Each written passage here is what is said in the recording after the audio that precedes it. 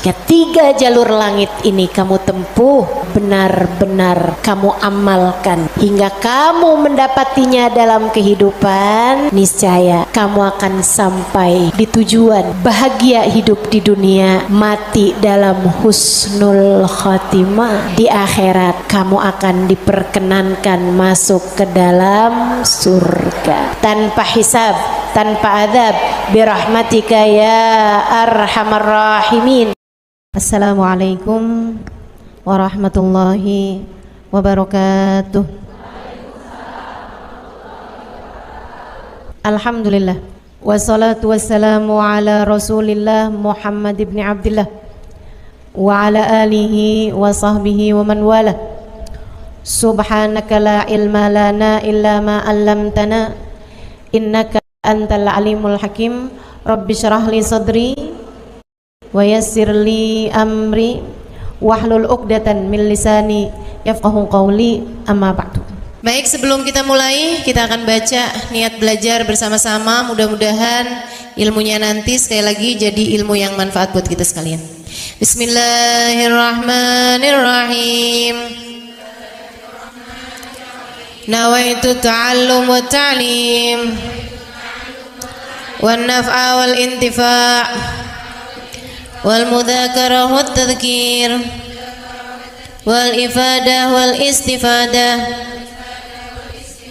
wal hidza ala tamassuk bi kitabillah wa sunnati rasulillah sallallahu alaihi wa alihi wasallam wa du'a ilal huda والدلالة على الخير ابتغاء مرضاته وقربه وثوابه وحسن الخاتمة مع اللطف والعافية وصلاح العاقبة برحمتك يا أرحم الراحمين. La hadratin Nabi Muhammad sallallahu alaihi wasallam wa alihi washabihi azwaji wa dzurriyyati wa ahli baiti muslimin jamil anbiya wal mursalin wal kulli ajma'in. Anna Allah yaghfiruhum wa yarhamuhum wa ya'li darajatihim fil jannah wa yanfa'una barakatihim wa asrarihim wa anwarihim wa ulumihim wa nafaatihim fid din wa dunya wal akhirah. Al-Fatihah, baca bersama-sama. A'udzu billahi minasyaitonir rajim. Bismillahirrahmanirrahim. Alhamdulillahi rabbil alamin. Arrahmanir rahim. Maliki yaumiddin. إياك نعبد وإياك نستعين اهدنا الصراط المستقيم صراط الذين أنعمت عليهم غير المغضوب عليهم ولا الضالين آمين. تقبل الله منا ومنكم تقبل يا كريم.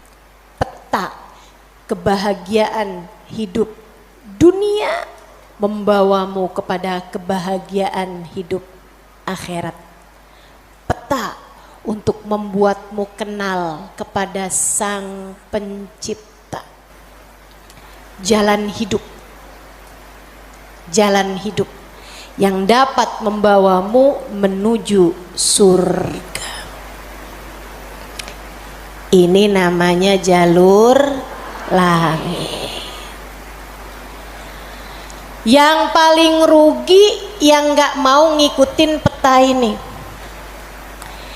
Yang paling sukses yang jalan hidupnya mengikuti peta ini, mengikuti jalur langit ini. Karenanya adik-adik, ibu-ibu, saudariku sekalian yang saya muliakan, izinkan saya di kajian pada siang hari ini menyampaikan padamu tentang bagaimana cara kita menempuh perjalanan menuju Allah Subhanahu wa ta'ala lewat jalur langitnya.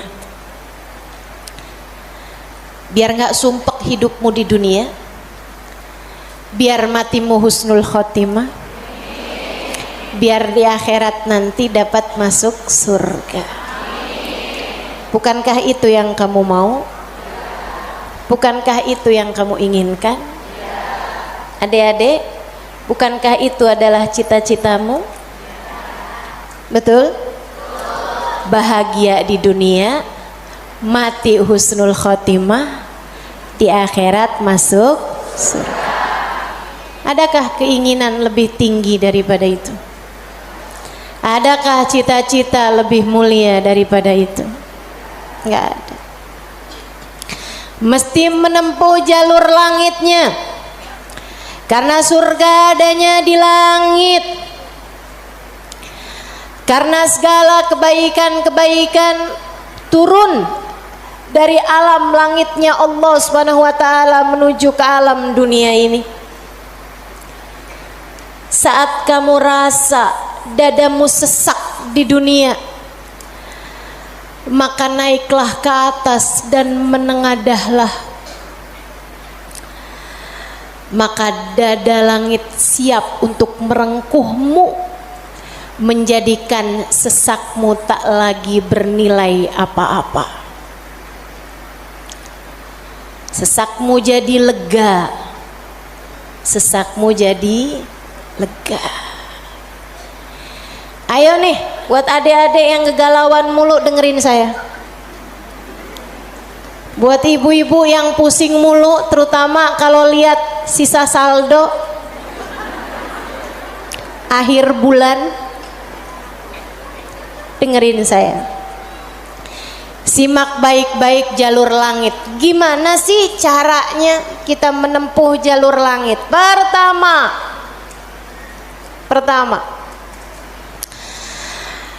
apa aja jalur langit yang bisa kita tempuh? Pertama, sholat. Itu adalah jalur langit yang jangan sampai pernah kamu tinggalkan. Sayyidina Muhammad Al-Bagir berkata kepada putranya Sayyidina Ja'far As-Sadiq, "Ya bunai, ittasil billah." Wahai anakku, senantiasalah terkoneksi dengan Allah, senantiasalah tempuh jalur langit menyampaikanmu kepada Allah Subhanahu wa taala. Seringlah terkoneksi sama Allah. Anaknya bertanya, "Kaifa attasil bih ya walidi?" Bagaimana caraku untuk selalu terkoneksi dengan Allah? Bagaimana caraku berkomunikasi sama Allah? Bagaimana caraku menempuh jalur langit? Ayahandanya berkata, kalau kamu ingin kamu berbicara dengan Allah, sholatlah. Kalau kamu ingin Allah berbicara kepadamu, bacalah Al-Quran. Jadi cara pertama tersambung sama Allah adalah sholat. Jangan tinggal sholat. Jangan tinggal sholat meski siapapun yang mengatakannya. Misalnya ada orang gelarnya apa kek, profesor, doktor, belakang namanya juga ada banyak. Ada banyak gelar-gelar SAG, sarjana alam gaib. Misalnya gitu. Tapi sebenarnya apa SAG itu ya? Sarjana agama. Oh, maafkan saya ya. Saudaraku sekalian yang saya muliakan, sepanjang apapun gelar yang dimiliki seseorang, kalau dia sampai mengatakan misalnya sholat, itu sudah tidak relevan lagi di zaman sekarang. Agama ini semakin maju. Karenanya makna sholat bukan seperti yang disampaikan para ulama. Misalnya dia ngomong begitu, sholat itu tujuannya mengingat Allah, aqimis sholata lidzikri. Kamu kalau udah bisa ingat Allah nggak pakai sholat, ya itu udah cukup sebagai sholat. Nah nih, hati-hati ucapan-ucapan yang tidak bertanggung jawab semacam ini. Salat itu kewajiban dari Allah. Allah yang punya jalur langit, Allah yang tahu bagaimana cara tersambung dengan Allah Subhanahu wa taala. Dan dia yang telah menamakan salat sebagai salat dari kata-kata wasala yasilu silatan, yang artinya adalah hubungan, tersambung. Orang yang punya salat, menjaga salatnya, dia akan senantiasa tersambung dengan Allah. Dia adalah orang-orang yang menjaga jalur langit. Komunikasi langitnya tetap tersambungkan. Jagain sholat. Dek, jagain. Tapi saya belum bisa khusyuk Ustazah. Nggak apa-apa. Saya masalahnya kalau sholat suka ngelambiar pikiran kemana-mana Ustazah. Sama. Saya juga. Sama. Tapi nggak apa-apa. Jangan pernah tinggal sholat.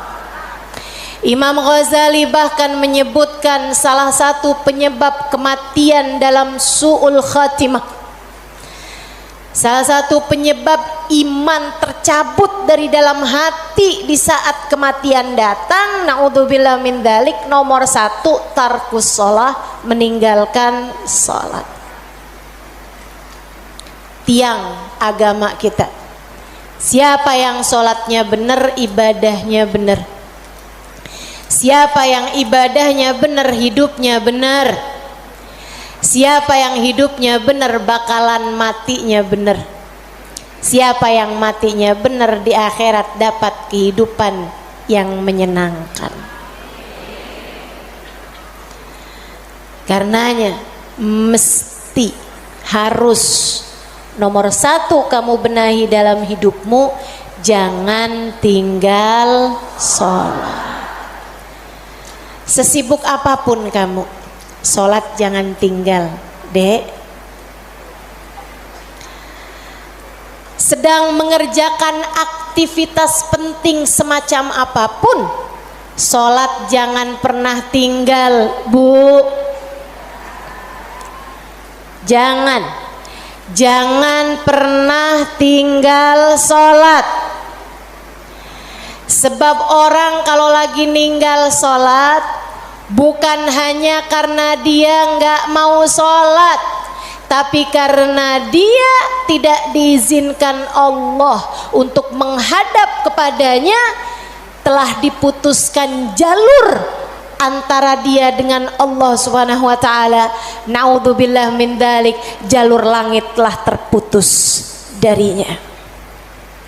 Itu kayak punya HP tapi nggak ada sinyal, nggak bisa dibikin apa-apa HP-nya. Punya HP nggak ada sinyalnya, Bu, nggak ada kartunya, mau dipakai apaan? Mau dipakai ngulek sambel? Ya kan enggak gitu. Karenanya teman-teman sekalian, sholat jangan tinggal. Kamu kalau dibikin sama Allah dalam hidup nggak ngerjain sholat, kamu perlu menangisi hal tersebut. Kenapa gitu?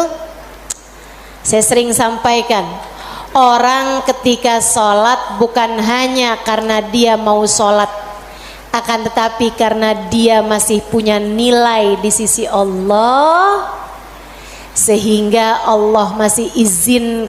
Allah kalau benci sama satu makhluknya, sama seorang hambanya, Allah nggak akan izinkan orang tersebut menghadapkan dirinya kepada Allah dalam sholatnya. Dia kirain dia yang nggak mau sholat, padahal Allah yang nggak mau dia menghadap kepadanya. Telah diputus jalur antara dia dengan Allah Subhanahu wa ta'ala. Na'udzubillah min dzalik. Ada yang nanya sama saya, Ustazah, saya nih kan lagi belanja nih Ustazah, kan sibuk tuh kan. Belanja di mana? Di mall saja. boleh nggak Ustazah saya jamak sholat saya? Lah ngemol di jamak sholat agak nih. Belanja ke pasar, sholat udah sampai di jamak-jamak. Innalillahi. Boleh nggak Ustazah? Nggak boleh lah. Yang boleh jamak sholat itu kalau bepergian, itu pun juga dengan jarak keluar kota 82 km. Tapi kalau kurang dari itu, nggak boleh mengerjakan jamak salat. Katanya Nabi Muhammad, man jama'as shalah bi ghairi udrin faqad atababan min abwabil kabair. Siapa yang suka ngumpulin salat, jamaah salat tanpa ada alasan yang dibenarkan, dia sedang mendatangi salah satu pintu dari pintu-pintu dosa-dosa besar. Dia tanya, boleh nggak Ustazah jamaah salat? Nggak boleh, kecuali karena ada alasan yang dibenarkan. Emang kenapa gitu Ustazah? Kamu kalau kepengen hidup dipentingkan sama Allah, maka kamu harus mementingkan Allah. Salat adalah gambaran tentang kamu mementingkan Allah, maka insya Allah hidupmu akan dipentingkan oleh Allah. Jalur langit yang pertama adalah salat. Makanya ada orang yang salatnya khusyuk-khusyuk, ada orang yang salatnya panjang-panjang. Tuh guru-guru saya tuh salatnya panjang-panjang, terutama salat sunnah. Kalau sholat fardu ringan-ringan aja, karena beliau mengerjakan sholat fardunya berjamaah. Jadi imam, nah itu katanya Nabi Muhammad, kalau kamu sholat jadi imam jangan jang. Tapi kalau kamu sholat sendirian, silahkan mau panjang kayak gimana pun silahkan balik. Kalau sholat jadi imam, Bismillahirrahmanirrahim. Jadi imam, Bismillahirrahmanirrahim. Jadi imam. Dalam sholat sendirian, Bismillahirrahmanirrahim. Jalur langit yang indah, jangan pernah jadikan doa hanya sekedar, sebab doa adalah semua yang kamu perlukan. Bu, Kak, Dek, Nak, dengerin saya. Kamu yang sekarang adalah hasil dari doa-doamu di masa lalu. Coba liatin dirimu itu. Kamu yang sekarang adalah hasil dari doa-doamu di masa lalu. Orang-orang besar yang kamu lihat sekarang ini adalah hasil dari doa-doanya di masa-masa lalu. Oh, kamu lihat, orang itu pinter banget ya. Adalah karena di masa dulunya, di masa kecilnya, di masa remajanya, ia selalu mengangkat tangan untuk minta dari Allah Subhanahu wa taala, Rabbi zidni ilman nafi'a. Ya Allah, tambahkanlah untukku ilmu yang bermanfaat. Ya Allah, ajarkanlah kepadaku ilmu-Mu. Ia selalu minta kepada Allah Subhanahu wa taala ilmu, sehingga Allah pun memberi kepadanya ilmu. Siapapun yang kamu kenal, orang-orang hebat-hebat yang ada di sekitarmu, itu adalah hasil dari doa-doanya di masa-masa lalu. Tinggal kamu lihat dirimu itu. Kamu pengen jadi kayak gimana? Tempuhlah jalur langit dengan perbanyaklah berdoa. Dan itu bukan hanya urusan dunia, urusan akhirat lebih jelas lagi. Sampai saya pernah dengar satu cerita, ada dua orang, ibadahnya di dunia sama, ibaratnya nilai rapotnya nih sama persis. Nilai rapotnya sama persis waktu hidup di dunia. Dua-duanya sama-sama soleh, dua-duanya. Akan tapi yang satu dimasukkan ke dalam surga, kan ke surga Firdausul A'la yang paling tinggi. yang dinaikkan di surga yang bawahnya, dia protes, ya Rob, dia nilainya sama loh sama saya. Kenapa kok dia dikasih surga yang paling atas sementara saya di surga yang bawahnya? Walaupun surga tuh biar kata di emperan enak, tapi ya masa kamu mau minta surga yang emperan? Sehingga sekalian, hadir majelis aja di emperan gak enak, apalagi di surga. Dia tanya sama Allah, ya Allah, kenapa kami berdua nilainya sama tapi dia dinaikkan di surga Firdaus yang paling tinggi sementara saya. Itu sebabnya Nabi Muhammad mengatakan, idza sa'altumul jannah fas'alu al-firdausal a'la. Kalau kalian lagi minta surga, jangan tanggung-tanggung, mintalah surga Firdaus yang paling tinggi. Gitu. Doa deh, doa, jangan ditinggal. Doa, doa, perlu banget. Kamu harus sering-sering doa. Ustadzah, doa yang paling bagus apa? Lah doa itu urusan minta kok. Maka mintalah sesuai dengan apa yang kamu mau. Saya punya cerita indah yang diceritakan oleh salah satu guru saya beberapa bulan yang lalu ketika kedatangan beliau ke Indonesia, namanya Hubabah Syarifah bintul Habib Muhammad bin Abdul Haddar. Beliau datang dari Sewun, Hadramaut, Yaman. Saya menjadi penterjemah beliau kala itu, jadi saya ingat betul kisahnya. Salah satu dari kisah yang beliau ceritakan, kata beliau, ada seorang ibu-ibu datang kepada ayahanda saya. Ayahandanya seorang ulama terkemuka, namanya Habib Muhammad bin Abdullah Al-Haddar, guru dari guru saya, guru dari guru-guru saya, sekaligus ayah dari guru-guru saya. Ayahandanya Hubabah Syarifah, ayahandanya Hubabah Nur, ayahanda Hubabah Maryam. Habib Muhammad bin Abdullah Al-Haddar, pemilik Ribat Bayda di kota Bayda, Yaman sana itu. Sehingga sekalian, beliau seorang pendakwah, seorang yang mustajabud dakwah, yang doanya mustajab. Satu waktu ada seorang ibu datang dalam keadaan menangis terisak-isak kepada ayahandanya di saat Hubabah Syarifah sedang ada di sisi ayahandanya.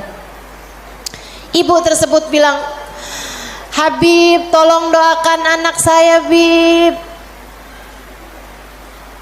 Anak saya bandel sekali, Bib. Saya susah banget. Ajakin dia sholat susah, ajakin dia kerjain kebaikan susah. Anaknya bandel, nggak mau denger apa kata saya. Tolong saya, Bib, doakan anak saya, apa yang harus saya lakukan. Beliau kemudian berkata, Bu, ibu kepengen anak ibu jadi anak yang soleh. Iya, Bib, pengen banget Bib. Ibu, doa seorang ibu untuk anaknya setara doa Nabi bagi umatnya. Maka doamu untuk anakmu lebih mustajab daripada doa siapapun untuk anakmu. Saya bisa bantu kamu buat doa, mintakan kepada Allah Subhanahu wa taala, akan tetapi doamu tentu lebih mustajab daripada doa saya untuk anakmu. Ibu dengerin, Bu. Jadi gimana saya, Bib? Ibu bangun di waktu malam, ibu tahajud beberapa rakaat, kemudian seperti kamu menangis di hadapan saya untuk minta anakmu didoakan oleh saya, menangis pulalah di hadapan Allah. Sampaikan kepada Allah apa yang kamu sampaikan kepadaku atau apa yang ingin agar saya sampaikan kepada Allah tentang anakmu, sampaikan pula itu kepada Allah Subhanahu wa taala. Baik Bib, pulang dikerjain.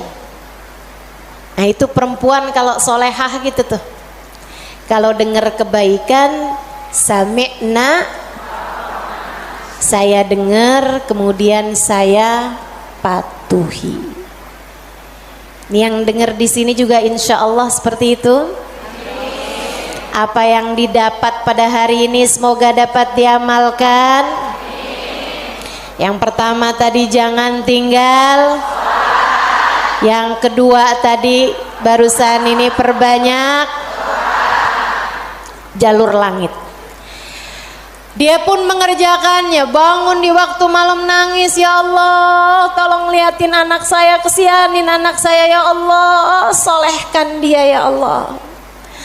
Tolong pandang anak saya dengan pandangan kasih sayangmu ya Allah. Saya nggak ngerti cara melakukannya ya Allah.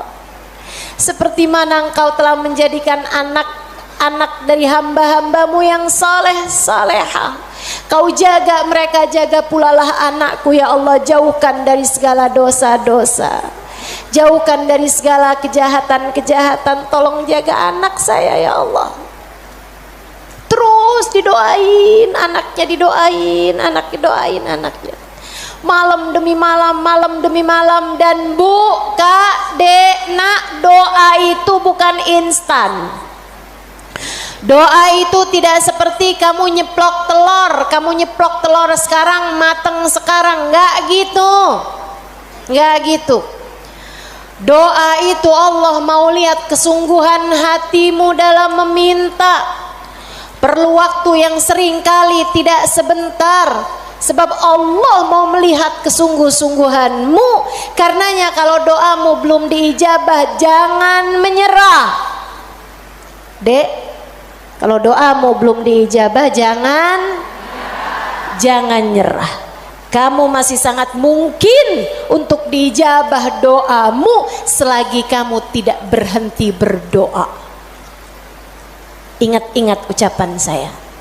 Kamu masih sangat mungkin untuk diijabah doamu itu selagi kamu tidak berhenti berdoa. Doa terus. Kata Hubabah Syarifah, setahun, 2 tahun, 3 tahun, 4 tahun, 5 tahun, 6 tahun. Kemudian anak yang dulu pernah membuat ibunya menangis karena kenakalan anak tersebut, karena ketidaksolehan anak tersebut, sekarang telah menjadi seorang anak yang dapat membuat ibunya tersenyum bangga. Di usia-usia hampir 20-an tahun, anak tersebut menjadi anak paling soleh di kampungnya, hafal Al-Quran 30 juz dengan 7 bacaannya, qiraatus sab'ah. Anak yang jauh dari kenakalan-kenakalan remaja, anak yang dekat dengan para ulama, anak yang mengetahui banyak ilmu agama, anak yang menjadi sangat soleh, idaman semua para orang-orang tua. Jangan nyerah, jangan nyerah. Jika kehidupan membuatmu tersungkur, itu adalah waktumu untuk membenamkan dirimu dalam sujud-sujud panjang kepasrahan. Kemudian kamu langitkan doa hingga Allah mengijabah doa-doamu itu. Saya ulangi, jika badai kehidupan membuatmu jatuh tersungkur, itu adalah saat yang tepat untukmu membenamkan wajahmu dalam sujud-sujud kepasrahan. Kemudian kamu langitkan doa-doamu, berbisik di bumi, namun suaramu didengar hingga ke arsy. Saat itulah Allah akan mengijabah doamu itu. jangan pernah berhenti berdoa. Jangan remehkan doa. Jangan remehkan doa. Saya, Dek, pernah muda juga kayak kamu. Ya masa lahir langsung gede gini. Sewaktu saya remaja, masuk umur 12 tahun, 13 tahun, sebelum balik bahkan saya udah berada di pondok pesantren. Jadi saya itu nggak pernah ngalamin masa belum berjilbab sebelum balik. Maksudnya ketika balik tuh saya udah mulain berjilbab. Alhamdulillah, nikmat dari Allah Subhanahu wa taala. Adik-adik saudaraku sekalian, saat saya kecil, saya ada di pondok-pondok pesantren, saya mulai kenal ustadz-ustadz, ustadzah-ustadzah, ulama-ulama yang membuat saya jatuh cinta dengan ilmu agama. Alhamdulillah, Allah kasih rasa dalam diri saya keinginan untuk selalu belajar. Saya punya keingintahuan yang banyak terhadap urusan ilmu. Jadinya saya seneng banget belajar. Nah, di waktu kecil itu tadi, umur 12-an tahun sebagai santri, kan selain dari belajar ada kewajiban lain tuh. Nyuci baju, apalagi kalau dapat piket, bersihin kamar mandi, nyapu kamar, ngepel kamar. Itu saya sangat tersiksa sekali, sebab saya ini adalah pemalas. Jadinya karena saya pemalas urusan bebersih dan saya mendadak rajin ketika urusannya belajar. Saya seneng belajar, saya seneng tahu, saya suka mikir. Saya tuh kalau lagi baca kitab gitu seneng banget. Saya kalau lagi belajar gitu seneng banget. Apalagi kalau ustadzanya yang nyampein ilmu dengan cara-cara yang sangat saya sukai gitu, ngasih tahu hal-hal yang nggak ada di dalam kitab gitu. Saya bisa melongo dengerin, seneng banget. Jadinya di masa-masa kecil itu kalau saya lagi dengerin kajian, kalau saya lagi baca kitab, saya suka doa, ya Allah, jangan pernah pisahkan saya dari ilmu. Ya Allah, jangan pernah jauhkan saya dari kitab-kitab pengetahuan yang mendekatkan saya padamu. Umur 12 tahun, 13 tahun, doa saya semacam itu. Ayo nih adik-adik yang umur 16 tahun, ya Allah, kenapa kok saya nggak pernah ada yang nembak ya?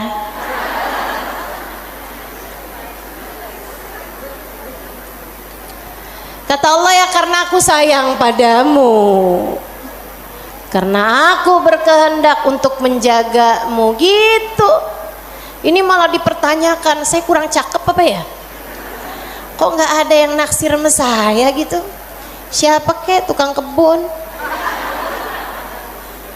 satpam sekolah? Jangan ya dek, jangan. Kalau kakak kelas boleh ustazah, jangan juga. Jangan pacaran. Adik-adik saudaraku sekalian, sebaliknya ketika saya mulain, kalau saya lagi nyapu, saya lagi nyuci baju, apalagi kalau saya udah mulain harus nyikat kamar mandi, rasanya saya keberatan sekali. Saya sambilan nyikat kamar mandi sambil doa, ya Allah, yang beginian saya nggak usah dikasih dong. Ya Allah, selamatkan saya dari hal-hal yang semacam ini. Alhamdulillah, alhamdulillah. Saya habisnya itu juga mondok-mondok pesantren, tapi bisa dihitung dengan jari waktu waktunya di mana saya harus nyuci baju, di mana saya harus ngepel, di mana harus nyapu gitu. Kayak alhamdulillah, saya punya banyak orang-orang yang mau mengerjakannya buat saya. Alhamdulillah. Allah bakal kasih. Kata Allah Subhanahu wa taala, "Ud'uni astajib lakum." Mintalah kepadaku, niscaya akan aku ijabah. Minta, doa, jangan berhenti berdoa. Ayo adik-adik, kamu punya panjang masa depan insyaallah. Umurmu mudah-mudahan masih tersisa panjang insyaallah. Jangan sesali dengan di masa tua kamu enggak dikasih hal-hal besar dalam kehidupan karena kamu tidak pernah memintanya kepada Allah. Minta, ya Allah, pandanglah aku dengan pandangan kasih sayang-Mu. Ya Allah, seperti mana Engkau menjaga hamba-hamba-Mu yang soleh-solehah, tolong jaga saya juga ya Allah. Dek, minta sama Allah. Saya serius berkata padamu, dengarkan saya. Saya menyampaikan nasihat sebagai orang tua kepadamu, Dek, kepadamu nak. Minta sama Allah, yang dekat sama Allah. Karena kalau kamu merasa kok saya punya orang tua nggak terlalu sayang ya sama saya, kamu tahu nggak kenapa dalam hidup kamu seringkali merasa bahwa orang tuamu nggak cukup sayang sama kamu, guru-gurumu sepertinya nggak sayang sama kamu. Saya kasih tahu, saat Allah membuat hatimu patah dari berharap kepada manusia, itu adalah cara Allah untuk mengenalkan kasih sayangnya yang tak terbatas padamu. Dekatilah Allah. Orang lain mungkin merasa bosan denganmu, tapi Allah tidak. Allah tidak. Allah tidak akan bosan denganmu kecuali jika kamu yang bosan dengannya. Allah tak akan meninggalkanmu kecuali jika kamu yang meninggalkan Allah. Maka atas nama cinta saya sampaikan padamu, Dek, dengerin saya. Bu, dengerin saya. Atas nama cinta saya sampaikan padamu, jangan pernah tinggal Allah. Yang dekat sama Allah, mintalah terus kepada Allah. Mintalah terus kepada Allah. Minta pandangan kasih sayangnya tertuju padamu. Minta Rahman Rahimnya, rahmatnya Allah kasih kepadamu. Minta agar dalam keadaan apapun Allah tak pernah berhenti menyayangimu. Mintalah, mintalah permintaan yang tak akan pernah kamu sesali. Nggak usah minta, ya Allah, jangan biarkan orang tua saya meninggalkan saya. Nggak usah. Kamu Bu, jangan minta, ya Allah, jangan biarkan hati suami saya berpaling dari saya. Kamu mau minta juga terserah. Tapi yang saya sampaikan padamu adalah bahwa hal yang semacam itu bisa kamu syukuri, bisa pula kamu sesali. Akan tetapi kalau kamu tidak ditinggalkan oleh Allah, sampai kapanpun tidak akan pernah kamu sesali, insya Allah. Jadi jalur langit yang harus kamu tempuh, yang pertama adalah, yang kedua adalah, yang ketiga adalah cinta kepada baginda Nabi besar Muhammad. dan semua orang-orang yang menyampaikanmu kepada jalur langit. Jangan putus hubungan dengan orang-orang soleh, dengan para ulama Allah subhanahu wa ta'ala. Saya akan sampaikan 5 menit lagi, kemudian kita akan segera akhiri majelis ini. Saudaraku sekalian yang saya muliakan, yang pertama jangan tinggal sholat, yang kedua jangan tinggal doa. Jalur langit yang ketiga yang harus saya sampaikan padamu adalah milikilah guru yang dapat menyampaikanmu kepada Allah. Milikilah jalur langit yang dapat menyampaikanmu kepada Allah. Cintai orang-orang soleh di atasmu hingga mereka menyampaikanmu kepada Nabi Muhammad. Kemudian Nabi Muhammad menyampaikanmu kepada Allah. Beliaulah tali Allah subhanahu wa ta'ala.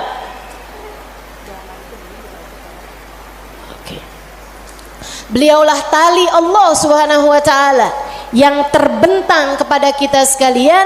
Mudah-mudahan Allah subhanahu wa ta'ala senantiasa menyampaikan kita kepada Allah subhanahu wa ta'ala lewat jalur langit yang benar, jalurnya baginda kita Nabi besar Muhammad sallallahu alaihi wa ala alihi wasallam, manusia yang paling penuh kasih kepadamu.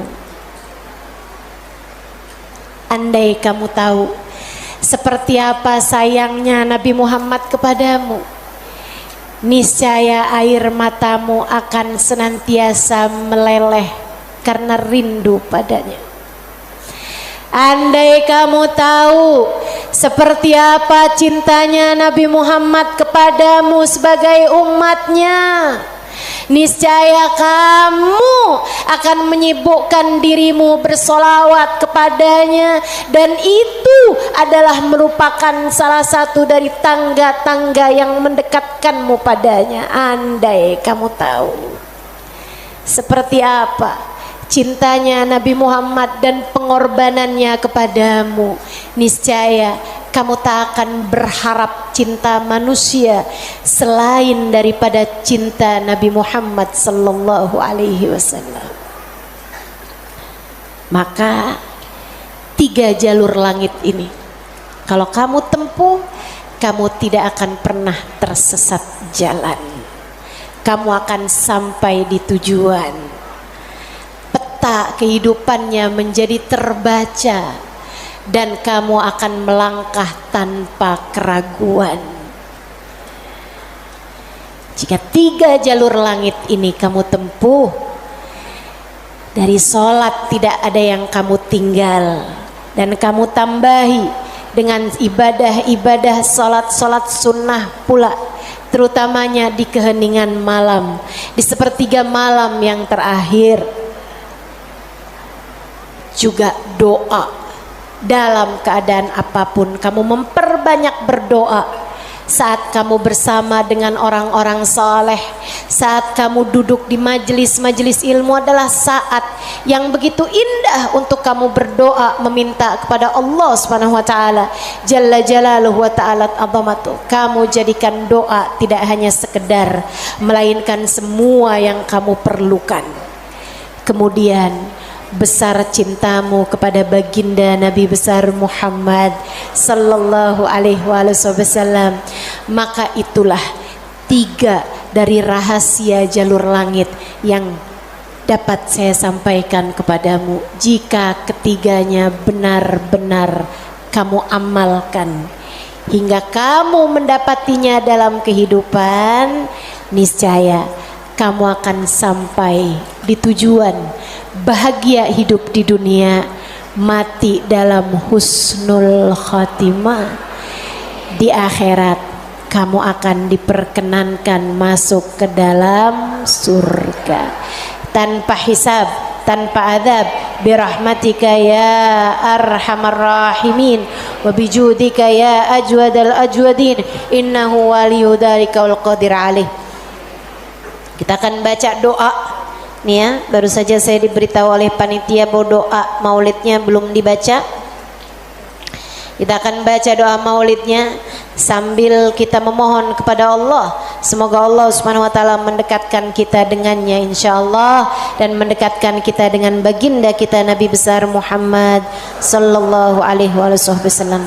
Allahumma salli wa sallim wa barik alaihi wa ala alihi sallallahu alaihi. Alhamdulillahi Rabbil Alamin. Allahumma salli wa sallim ala Sayyidina Muhammadin wa ala alihi wa sahbihi ajma'in. Wa laqad ashartu lin'ati man awsafuhu tuhyil quluba tuhayyijul asjana. Wallahu qad adna alayhi fama yusawil qawlu minna wa yakunu thanana. Lakinna hubban bisarairi qad alimati safwati rabbina wa ahadana. وإذ امتزجنا بالمودة ها هنا نرفع أيدي فقرنا ورجانا بالواحد الأحد العلي إلهنا متوسلين بمن إليه دعانا مختاره وحبيبه وصفيه زين الوجود به الإله حبانا يا ربنا يا ربنا يا ربنا بالمصطفى اقبلنا أجب دعوانا أنت لنا يا دخرنا في هذه الدنيا وفي أخرانا. أصلح لنا الأحوال واغفر ذنبنا ولا تؤاخذ ربي إن أخطأنا. واسلك بنا في نهج طه المصطفى ثبت على قدم الحبيب خطانا. أرنا بفضل منك طلعة أحمد في بهجة عين الرضا ترعانا. واربط به في كل حال حبلنا وحبال من ود ومن والانا. المحسنين ومن أجاب نداءنا وذوي الحقوق وطالبا أوصانا. والحاضرين وسعيا في جمعنا ها نحن بين يديك أنت ترانا. ولقد رجوناك فحقق سؤلنا واسمع بفضلك يا سميع دعانا. وانصر بنا سنة طه في بقاء الأرض واجمع كل من عادانا. وانظر إلينا واسكنا كأس الهنا واشفي وعافي عاجلا مرضانا.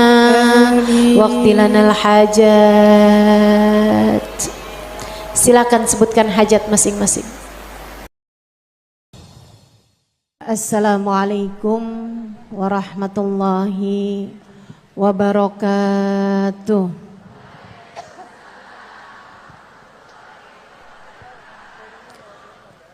Alhamdulillah. Wassalatu wassalamu ala Rasulillah Muhammad ibn Abdillah wa ala alihi wa sahbihi wa man wala. Subhanaka la ilma lana illa ma 'allamtana innaka antal alimul hakim. Rabbi shrah li sadri wa yassir li amri wahlul 'uqdatan min lisani yafqahu qawli. Amma ba'du. Alhamdulillah, Allah sampaikan juga saya ke tempat ini. Masjidnya Allah Subhanahu wa taala, bait min buyutillah, rumahnya Allah. Mudah-mudahan kita udah disampaikan di rumah Allah di dunia. Allah sampaikan pula ke Baitullahil Haram di Mekkah. Dan Allah sampaikan pula di tempat keridhaannya surga Allah di akhirat nanti insyaallah. Amin ya rabbal alamin. Rabbi la tukhzini yawma yub'atsun yawma la yanfa' mal wala banun illa man atallaha biqalbin salim. Kata Nabi Ibrahim yang Allah tuliskan dalam Al-Quran, ya Allah, jangan kecewakan aku, jangan buat aku susah pada hari di mana Engkau membangkitkan hamba-hambamu. Nanti di akhirat saat manusia dibangkitkan, ya Allah, jangan buat saya susah, jangan buat saya kecewa. Yauma la yanfa' mal wala banun. Hari yang itu loh ya Allah. Hari yang tidak bermanfaat orang bawa harta. Hari yang tidak bermanfaat orang bawa anak. Yang bermanfaat hanyalah orang yang datang pada Allah biqalbin salim, dengan membawa hati yang selamat. Karenanya siapapun di antaramu yang akan menuju ke akhirat, semua dari kita menuju ke akhirat. Siapapun di antaramu yang kepengen di hari akhiratnya nanti menjadi orang yang tidak susah, menjadi orang yang tidak sedih, menjadi orang yang tidak kecewa, menjadi orang yang tidak ketakutan, menjadi orang yang berhasil. Siapa di antaramu yang kepengen di hari akhiratnya nanti berbahagia, bersukacita? Siapa yang kepengen di hari akhiratnya nanti bergembira?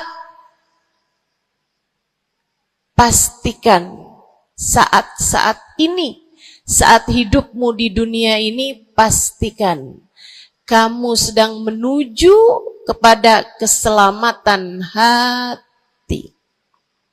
Hatimu selamatkan. Hatimu selamatkan, teman-teman. Hatimu selamatkan.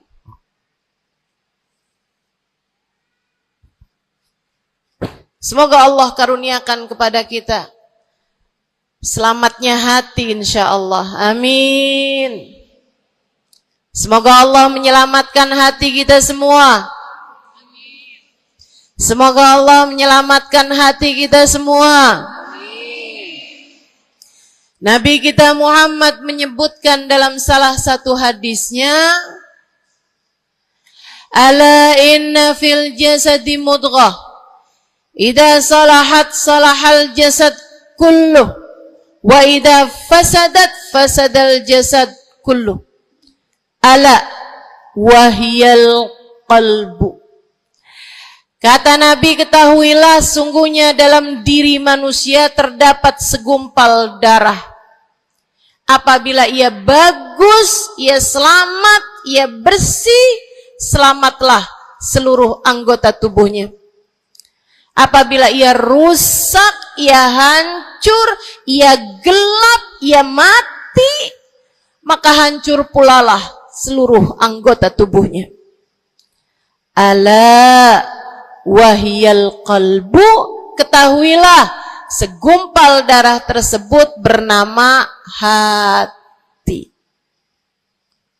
Maka bu, ka, de, na, ne, banyak nenek-nenek di sini.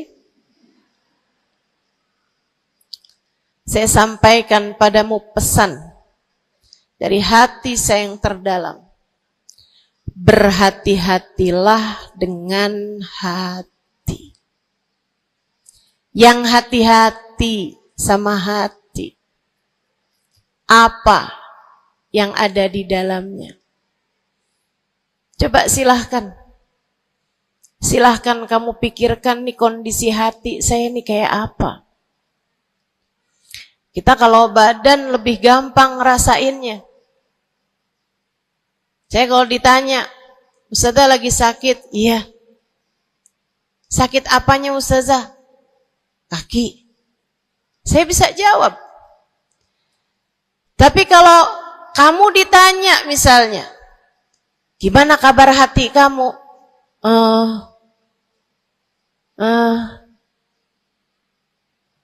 Gimana kabar hatimu? Sehatkah? Sakitkah? Atau bahkan sakaratul maut? Hatimu bercahayakah? Gelapkah? Atau bahkan mati? Bagaimana kabar hatimu, teman-teman? Bagaimana kabar hatimu? Innallaha la yanzur, kata Nabi Muhammad dalam hadis yang lain. Innallaha la yanzur ila suwarikum wala ila absyarikum, walakin yanzur ila qulubikum. Sungguhnya Allah tidak melihat kepada badan kalian, Allah tidak melihat kepada warna kulit kalian. Allah nggak peduli hidung kamu mancung ataukah pesek. Allah nggak peduli kulit wajahmu mulus ataukah berjerawat. Allah nggak peduli kamu tinggi ataukah pendek. Allah nggak peduli warna kulitmu semacam apa. Yang Allah Subhanahu wa taala lihat, yang Allah Subhanahu wa taala perhatikan adalah hatimu. Adakah ia mulus? Adakah ia penuh dengan penyakit-penyakit? Yang Allah pandang darimu adalah hatimu. Nih, sekarang saat kamu duduk sama rata di tempat ini, teman-teman, meskipun ada yang lebih tinggi, ada yang lebih rendah, tapi kita duduk nih sama-sama di tempat ini nih. Nilaimu di mata Allah bukan seberapa dekat jarak antaramu dengan saya. Nilaimu di mata Allah bahkan bukan bergantung dari jam berapa kamu datang. Ketika kamu sama rata duduk di tempat ini, yang Allah pandang darimu adalah hatimu. Sedang berada di manakah saat ini? Yang duduk di tempat ini sembari mikirin ntar pulang enaknya makan apa ya?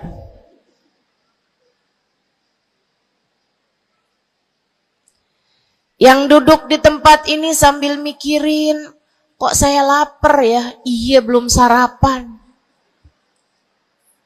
Gara-gara buru-buru, takut nggak kedapatan tempat duduk.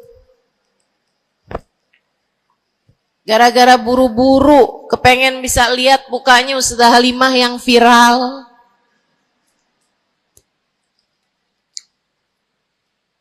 Hatimu. Allah melihat darimu, nilaimu di hadapan Allah. Nilaimu di hadapan Allah saat ini bukan bergantung dari seberapa awal kamu datang, bukan bergantung pada hal-hal yang lainnya, akan tetapi yang Allah lihat darimu adalah hatimu. Adakah Allah di dalamnya? Adakah Allah di dalamnya? Adakah Allah di dalamnya?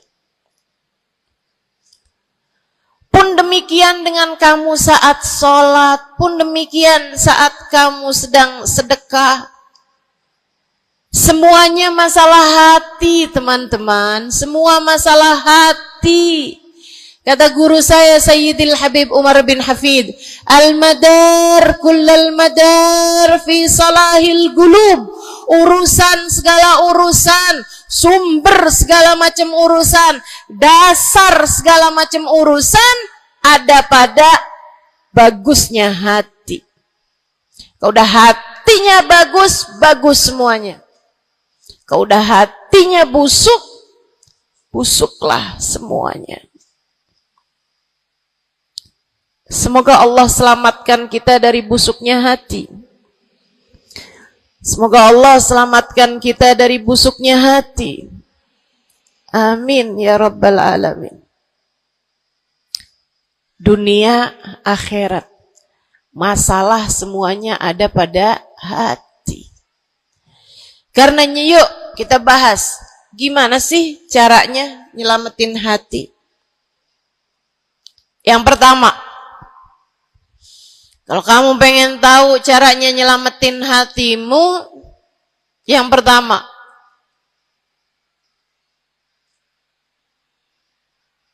bersihkan sampah-sampahnya. Nih, kamu mau rumah itu biar bagus, biar terjaga, biar selamat. Kamu lihat dalamnya, oh banyak sampah, banyak noda, banyak kotoran. Dari mulai kotorannya cicak, ayam, sampai mungkin anjing, karena lama nggak ditempatin. Karena lama nggak ditempatin. Ada banyak di antara kita yang kondisi hatinya semacam itu. Sampah begitu banyak dalam hatinya. Ada banyak di antara kita umat Islam yang kondisi hatinya semacam itu. Begitu banyak sampah di dalam hatinya tersebut. Semoga Allah selamatkan semuanya. Amin. Maka hal pertama, kalau kamu kepengen punya hati yang selamat, yang nomor satu adalah bersihkan hatimu dari semua sampahnya, keluarin. Apa sampahnya hati? Dosa-dosa yang telah kamu lakukan. Idza aznabal abd nakat fi qalbihi nuqtah sauda. Kata baginda kita Nabi besar Muhammad, idza aznabal abd, ketika seorang hamba mengerjakan dosa, tertorehlah di dalam hatinya satu titik hitam. Sampahnya hati. Kamu tiap kali bikin dosa, dosa apa aja? Bukan hanya dosa besar, zina, bukan hanya dosa besar, minum minuman keras atau narkoba, bukan hanya dosa besar, judi atau riba. Bukan hanya dosa-dosa besar. Kalau itu titik hitam yang sangat besar tertoreh di dalam hatimu itu. Bahkan dosa-dosa kecil, sekedar marah-marah sama suami, atau ngambil uang suami. Gimana? Pernah? Rezeki istri solehah ustazah. Lagi mau nyuci, kelihatan, alhamdulillah. Emang haram ya ustazah? Ya haram, bukan punya kamu. Kan katanya ada hak istri dalam harta suami. Iya betul kalau dia kasih. Kalau dia kasih, kalau nggak kasih, nggak halal juga. Bahkan dosa-dosa kecil, seperti melihat tetangga, terus kamu bilang, ya ampun, cakep banget ya. Nyesel saya nggak kawin sama dia.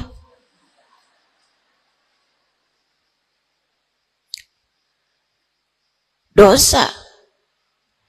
Seperti memandang seseorang dengan pandangan menghina. Seperti membicarakan aib orang lain. Setiap kali kamu berbuat dosa, apapun bentuk dosanya, satu titik hitam tertoreh di dalam hatimu itu. Ini istighfar wa tab. Musih, kalau dia beristighfar, kalau dia bertaubat, dihapuslah titik hitam tersebut. Wa illa, kalau enggak, ya tetap aja ada. Kamu bikin dosa lagi, bikin dosa lagi, bikin dosa lagi, bikin dosa lagi. Enggak pernah istighfar, enggak pernah memperbaiki diri. Aurat tidak kamu tutup dengan baik. Sehingga akhirnya setiap kali kamu keluar dilihat oleh laki-laki yang bukan mahrammu. Satu titik hitam, satu titik hitam, satu titik hitam. Sampai terkadang hati seseorang dipenuhi dengan titik-titik hitam. Hatinya menjadi legam. Hatinya menjadi penuh dengan titik-titik hitam.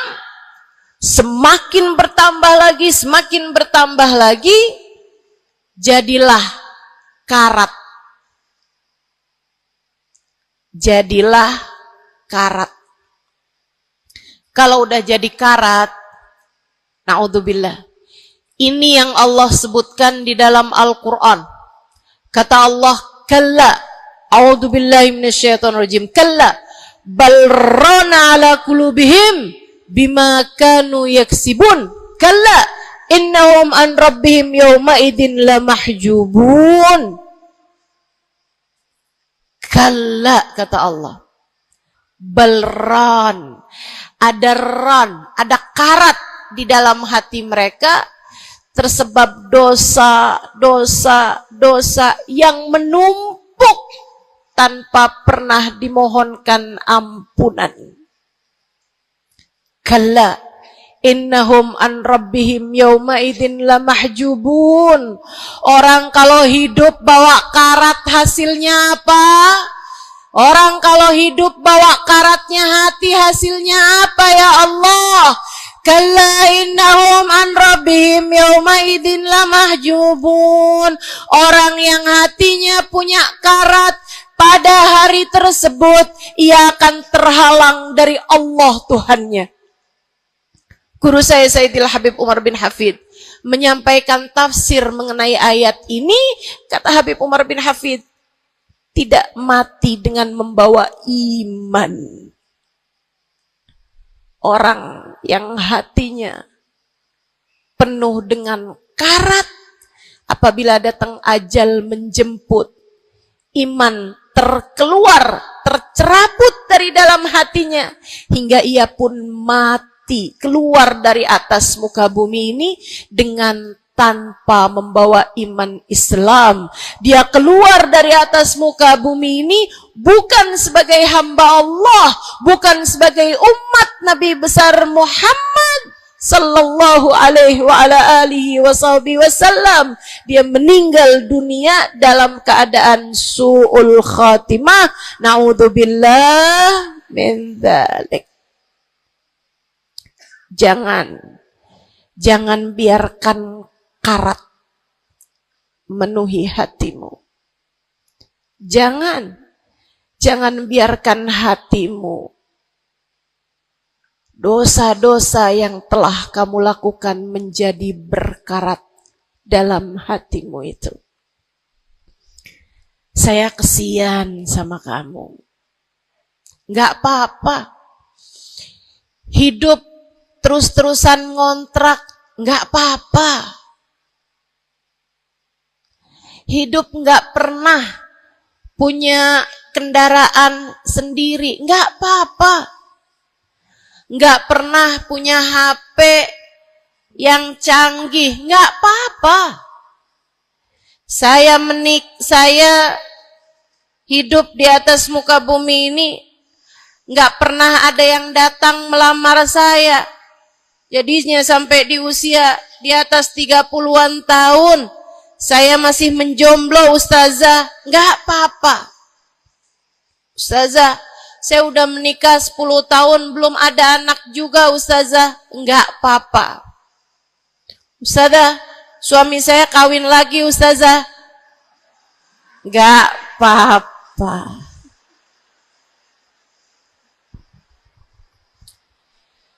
Hidup di dunia ini, apapun yang terjadi, semuanya hanyalah sementara. Kamu hanya perlu memastikan agar tatkala datang ajal menjemput, kamu punya modal. Dan modal utamanya yang nomor 1 adalah hati yang bersih. Hati yang selamat. Kamu bawa pulang menghadap Allah Subhanahu wa ta'ala bigalbin salim. Kamu bawa hati yang selamat. Insya Allah. Mati nggak bawa suami nggak apa-apa. Mati nggak bawa anak nggak apa-apa. Nggak bakalan jadi pertanyaan malaikat raqib atid. Tapi mati harus dengan membawa hati yang selamat. Mudah-mudahan Allah karuniakan. Mudah-mudahan Allah karuniakan. Saudaraku sekalian yang saya muliakan, maka bersihkan sampah-sampah dalam hatimu itu. Caranya gimana nih, Ustazah? Dosa-dosa saya emang udah banyak banget. Saya di masa muda, di masa remaja, bahkan sampai udah tua juga nih, bergelimangan dengan dosa demi dosa. Banyak dosa saya, Ustazah. Saya zaman muda berada dalam masa jahiliyah. Dosa, segala dosa saya kerjakan. Apa yang harus saya lakukan? Bersihkan karat-karat dalam hatimu itu dengan taubat. Minta ampun sama Allah. Minta ampun sama Allah. Kamu perlu nangis sama Allah. Kamu perlu sungguh-sungguh minta ampunan sama Allah. Dosa segede gunung, kalau Allah mau melemparkannya ke dalam lautan ampunan, inna kaba'irad dunubi ful ghufrani kalamami. Katanya sahibul burda, sesungguhnya dosa-dosa besar dalam lautan ampunan, ia hanyalah seperti buih di dalam lautan. Gak ada artinya apa-apa kalau Allah mau ampuni. Dosa sebesar apapun, kalau Allah mau ampuni gak ada artinya. Tapi dosa sekecil apapun, kalau Allah mau perhitungkan, kamu gak akan selamat. Saya sampaikan padamu atas nama cinta. Dosa sekecil apapun yang kamu lakukan, jika ia tidak berjumpa dengan ampunan Allah, kamu bisa tidak selamat. Iblis nyembah Allah 70.000 tahun lamanya. Sujud di atas bumi, dia sujud, bumi dihancurkan, Allah naikin dia ke langit. Di atas langit dia sujud, ganti-ganti posisi sujudnya. Karenanya Imam Ghazali dalam kitabnya Minhajul Abidin mengatakan, ma min buq'ah minal ard was sama, tidak ada satu jengkal tanah, baik di bumi ataupun di langit, illa waqad sajad iblis fihi sajdah.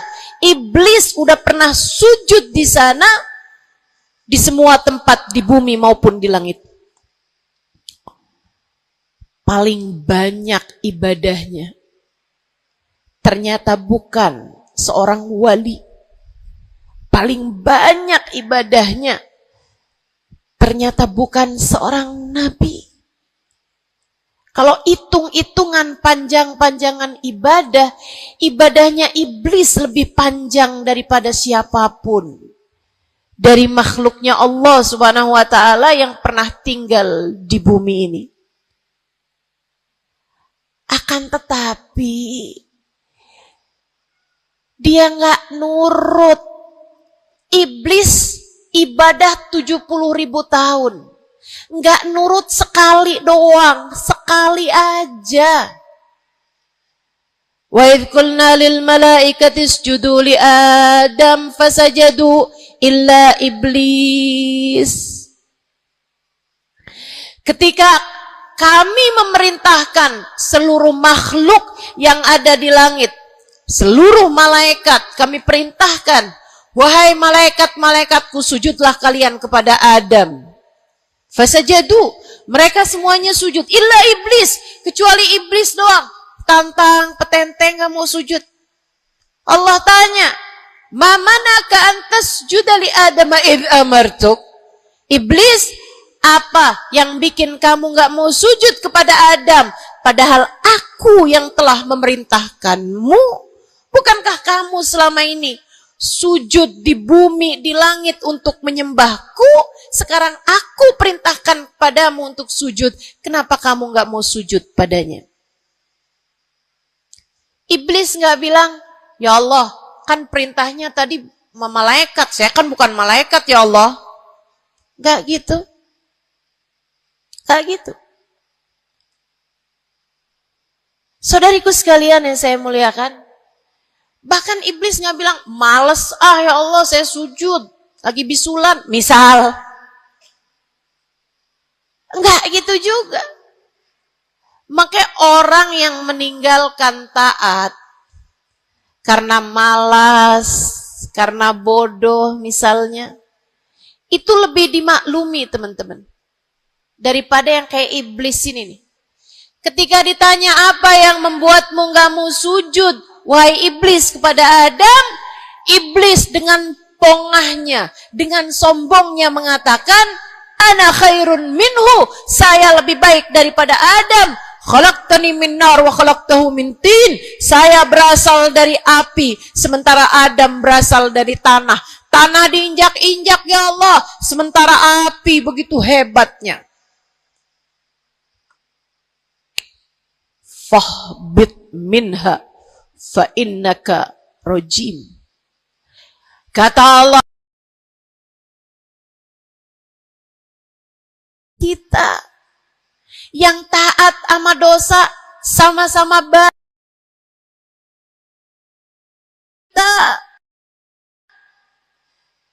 Yang mungkin dosa kita lebih banyak daripada taat kita. Kayak katanya Habib Ali Habsyi, kadang ada orang Islam, malaikat raqib yang nyatet pahala nganggur berbulan-bulan. Sementara malaikat atid yang nyatetin dosa sibuk bener. Gimana dengan kita? Iblis hanya satu saja melanggar aturan Allah.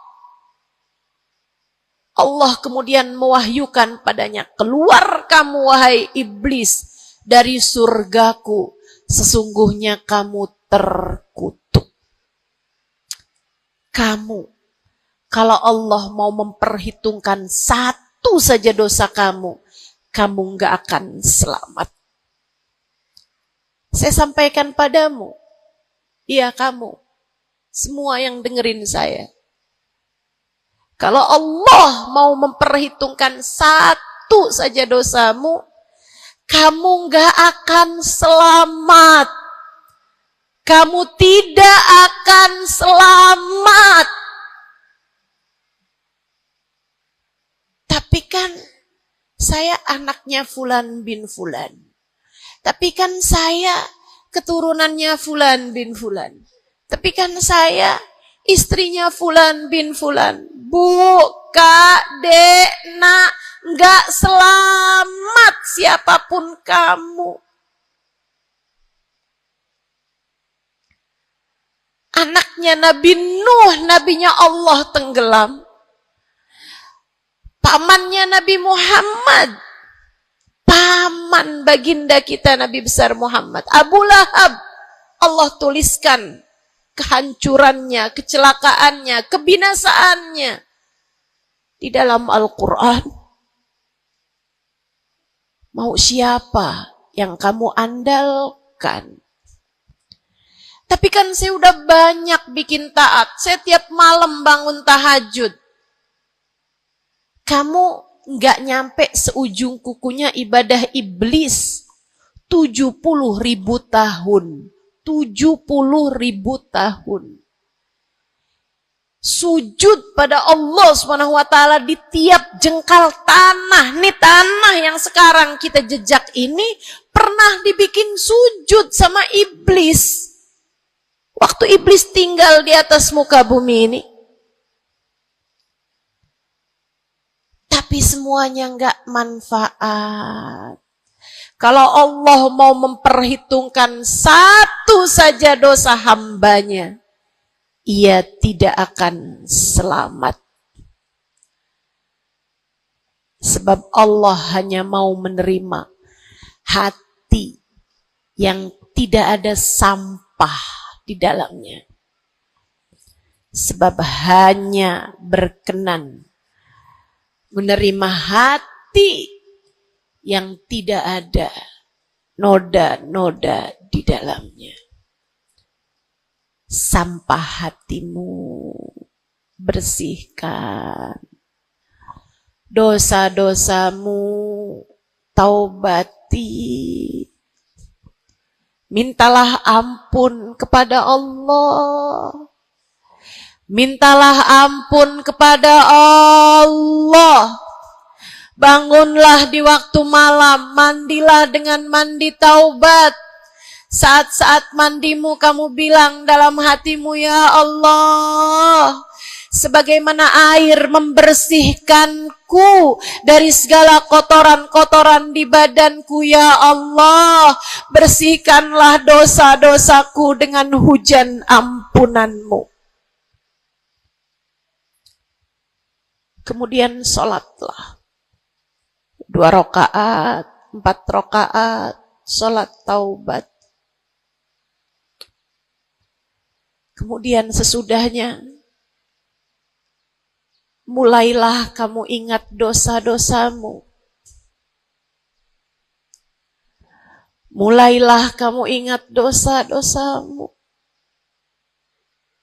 Dari sejak kamu balik sampai sekarang ini. Betapa ia telah menggunung, betapa ia telah melumuri dirimu itu, betapa ia telah menjadikan dirimu kotor. Kemudian ingatlah nikmat yang telah Allah SWT berikan, bahwa bersama dengan banyaknya dosa-dosamu, ia tak henti-henti memberikan kepadamu kenikmatan demi kenikmatan.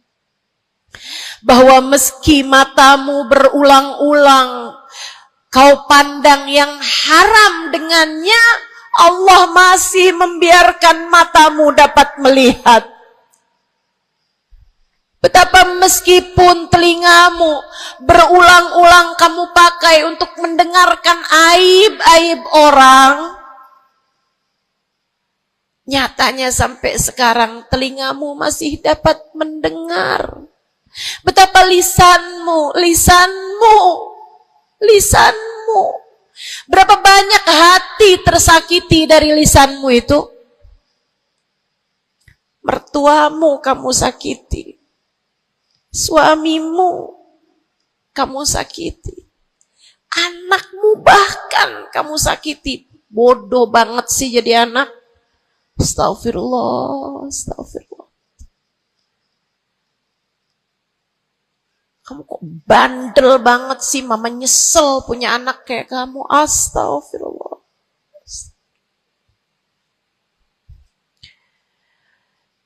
Betapa lisanmu menyakiti hati tetanggamu, saudara-saudarimu, sahabat-sahabatmu, orang-orang di sekelilingmu, merasakan gangguan dari lisanmu itu, tersakiti dari lisanmu itu.